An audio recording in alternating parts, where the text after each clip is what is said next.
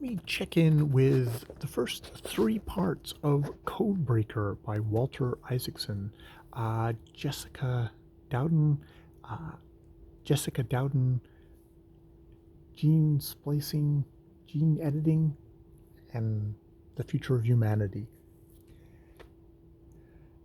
Well, I just now gotten to the heart of the book, literally, in the sense that this is about the halfway point, but also it was one of these things where, as I was following it along, this kind of very complex story going back to the discovery of the structure of DNA to all the way through the very complex multi-person process of figuring out CRISPR, this biological function that has now been reprogrammed to actually do gene editing with, where Doudna and a variety of other scientists came up with this thing. And it was like, well, what? This is a book that it's about. It's not about Doudna as much as she's a central figure that Isaacson seemed to be organizing all this story about CRISPR around. But it was like, well, it's definitely a book that is very interested in the scientific process of today. It is not one of these things. At least CRISPR is not one of these things where it is just an individual coming out of the blue with something. It's like, no, it's multiple teams all working at the same time, competing very fruitfully. There being different levels of congeniality, of fellowship amongst scientists, of sharing papers, of sharing their discoveries. Also, some people who notable things of fellows not sharing with other professors what they were doing, even though that the farmer, I think it is, was a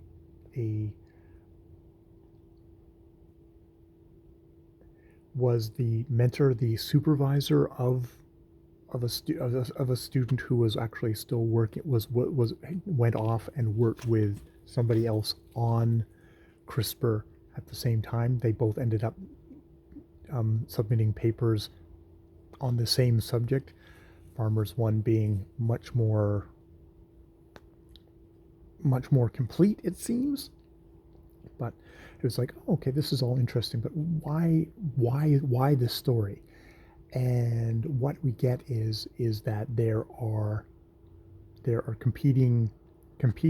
It comes down to patents that a scientist called Fung decided to try and to say, I'm patenting CRISPR, where where um, where Doudna and a French lady whose name Sabate um, claim that they are the ones who came up with this process first, and they both have competing claims. Doudna and her collaborator saying we figured it out in the test tube.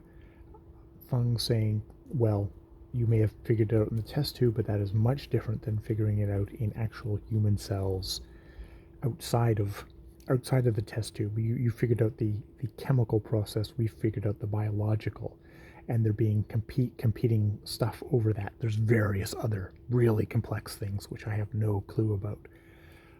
And a fellow named Lardner, who was a part of the consortium company that was backing Fung's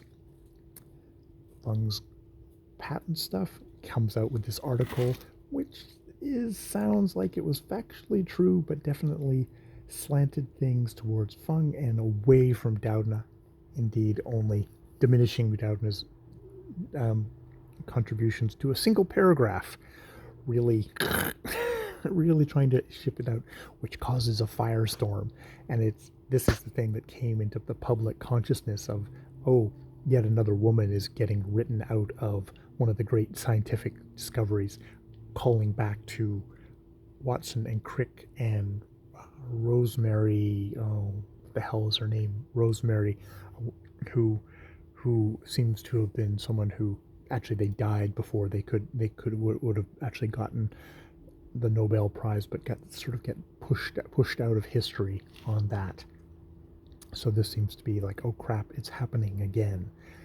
And there is a back and forth amongst the various camps, and Isaacson says like, oh, and here's where I came in, where I quite like this Lardner guy who wrote this very this very what he believes is quite a fair article, but probably is got his own motivations, maybe are pushing the article a certain way, and though he says no, I'm just trying to report science fairly and emphasize all the wonderful people, all the wonderful scientists, and oh, isn't Doudna a wonderful scientist? But still minimizing her at the same time.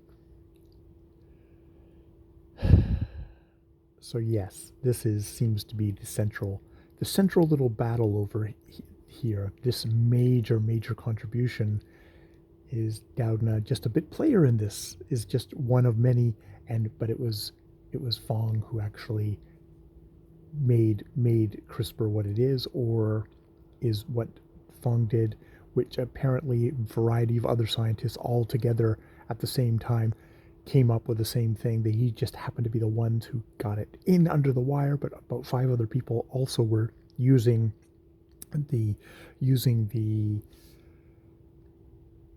processes described by Doudna and her collaborator.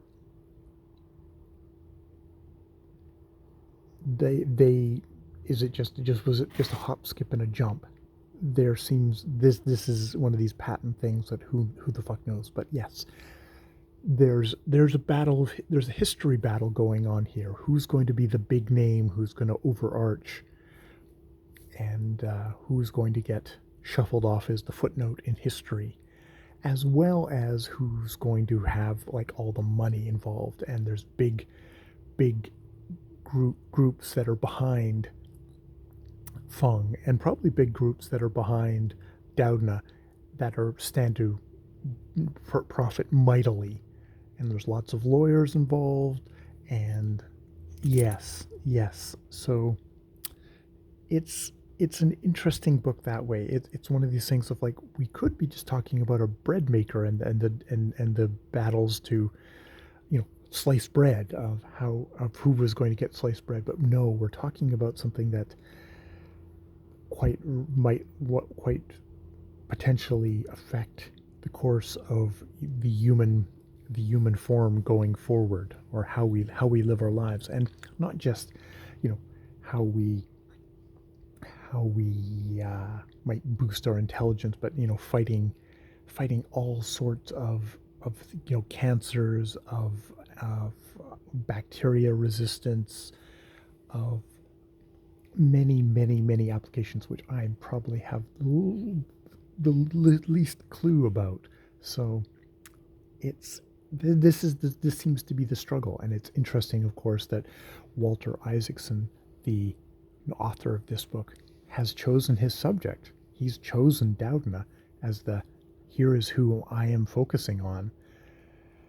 And you'd think he wouldn't pick Doudna if he didn't think Doudna had maybe the best claim as the top name on that credits paper. I do believe that, I haven't looked it up, but I have a feeling that Doudna ends up with the Nobel Prize. So perhaps history has already passed its judgment on this, depending on how well respected the Nobel Prize is at this point. It's interesting, they talk about prizes and all the politicking behind it. So even in science, it's not just literary prizes that you get charges of politicking, but even science prizes can be very, very political as well. So yes, fascinating stuff. Isaacson is definitely doing a good job of marshaling his data, of driving you forward, all these short little chapters, good digestible chunks. He is a good It's not simplistic because I'm probably way over my head in the science, but it's told in a very kind of driving narrative fashion, which I'm finding quite fascinating. All right, more videos later.